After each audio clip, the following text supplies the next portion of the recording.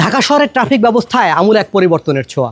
বিগত সরকারের আমলে শত কোটি টাকা ব্যয় করে নানান পরিকল্পনায় মোড়ে মোড়ে ট্রাফিক পুলিশ বাড়িয়ে প্রতিদিন শত শত মামলা দিয়েও নিয়ন্ত্রণ করা যায়নি ব্যস্ত নগরীর ট্রাফিক ব্যবস্থা। সেখানে হঠাৎ বদলে গেল পুরো চিত্র। সড়কে ফিরেছে শৃঙ্খলা, কমেছে যানজট, বেড়েছে মানুষের স্বস্তি।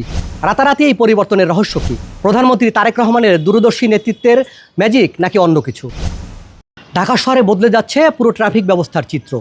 এখন লাল বাতি জ্বলে উঠলেই জেব্রা ক্রসিং বা স্টপ লাইন অতিক্রম করছে না কোনো যানবাহন। কারণ সাদা দাগ পেরোলেই হতে পারে স্বয়ংক্রিয়ভাবে মামলা। একসময় মোড়ে মোড়ে রাজধানীর বিভিন্ন সড়কে ট্রাফিক সিগন্যাল বাতি থাকলেও এর কার্যকারিতা হারিয়ে যেতে বসেছিল।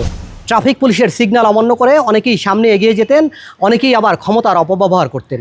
কিন্তু কৃত্রিম বুদ্ধিমত্তা, এআই নির্ভর আধুনিক প্রযুক্তির ক্যামেরা সেই দৃশ্য পুরোপুরি বদলে দিয়েছে। এখন ট্রাফিক আইন ভাঙলেই মুহূর্তেই চলে যাচ্ছে মোবাইলে খুদে বার্তা ও মামলার নোটিশ।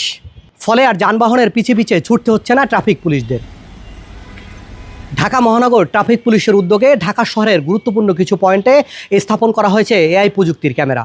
আর তাতেই ফিরেছে সড়কে শৃঙ্খলা। ঢাকা শহরকে আধুনিক ও সুশৃঙ্খল নগরী গড়ে তোলার প্রধানমন্ত্রী তারেক রহমানের এই পরিকল্পনার প্রশংসা করেছেন সর্বস্তরের মানুষ। তাদের মতে পৃথিবীর অন্যান্য দেশের সাথে তাল মিলিয়ে এই প্রযুক্তি আমাদের আরও আগেই ব্যবহার করা উচিত ছিল।